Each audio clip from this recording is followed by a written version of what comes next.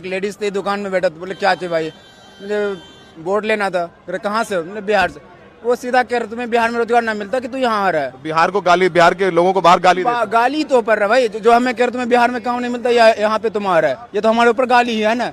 ये हमारे ऊपर नहीं, पूरे बिहार के ऊपर गाली है, सरकार के ऊपर गाली, क्योंकि सरकार बदलेगा तभी जाके होगा, जनसुराज आएगा तभी जाके होगा, ऐसे दूसरा भाई आपने बताओ, आप इस बार वोट देंगे कि नहीं देंगे इस बार चुनाव? वोट देंगे। इस बार छठ के लिए आ रहे हैं जो लोग हैं, वो किसको दे रहे हैं वोट? आप क्या करेंगे इस बार? क्या चाहते हैं कि बेहतर हो आपकी जिंदगी में बिहार में? देखिए, अगर किसी को लगातार आप सत्ता में रखते हैं, वो ताकतवर बन हो जाए, वो सोच लेता है कि मेरे अंदर ताकत है, मैं तो जीत ही लेता हूँ, जाने दे इसको, आने दे। कोई रोजगार नहीं, कोई रोजगार पे बात नहीं, तो बेरोजगारी पढ़ाई स्टूडेंट, हम खुद स्टूडेंट है, ग्रेजुएट है, अभी बीएड कर रहा हूँ।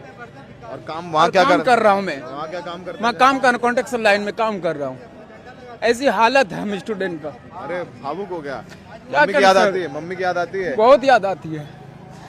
अकेले बेटे हैं, बहुत दूर में रहते हैं। हम बिहारियों के लिए रोजगार जरूरत है, नेतागिरी कर करके हमें आपस में लड़ा दिया जाता है। हिंदू मुसलमान सिवा क्या जी, उसके सिवा कुछ नहीं हो रहा है हमारे देश में।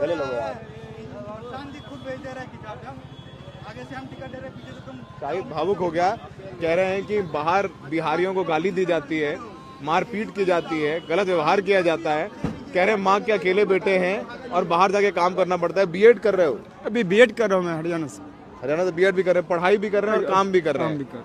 ये बिहारियों का दर्द है कि बाहर जाके कमाना पड़ता है। अगर हमें यही रोजगार बिहार में मिल जाता, हमें पढ़ने का अवसर है, हमारे पास पैसे नहीं है, तो हम काम करके पढ़ सकते थे, कुछ अच्छा कर सकते थे, लेकिन हमें ऐसा कुछ अवसर नहीं है हमारे पास। ये फिलहाल बाहर जाने के ये आंसुओं का बोझ, ये आंसुओं का बोझ है, सरकार के ऊपर है।